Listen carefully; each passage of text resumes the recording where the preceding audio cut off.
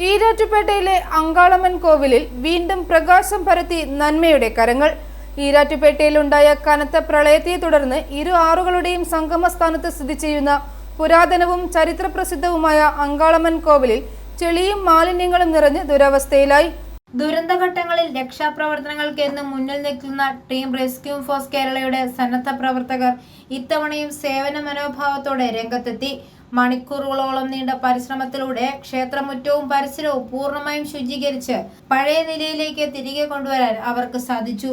ദുരിതബാധിതരായ ജനങ്ങൾക്ക് കൈത്താങ്ങാകുന്നതിന് പുറമെ സമൂഹത്തിന്റെ സാംസ്കാരിക പൈതൃകങ്ങളായ ആരാധനാലയങ്ങളെയും സംരക്ഷിക്കാനുള്ള പ്രതിബദ്ധതയാണ് ഈ പ്രവർത്തനത്തിലൂടെ ടീം വീണ്ടും തെളിയിച്ചത്. സഹജീവി സ്നേഹത്തിന്റെയും സാമൂഹിക ഉത്തരവാദിത്തത്തിന്റെയും മികച്ച മാതൃക കാഴ്ചവെച്ച ടീം റെസ്ക്യൂ ഫോഴ്സ് കേരളയുടെ എല്ലാ സന്നദ്ധ പ്രവർത്തകർക്കും നാട്ടുകാർ അഭിനന്ദനവും ആദരവും നൽകി. ഐ4 ന്യൂസ്, പാലാ.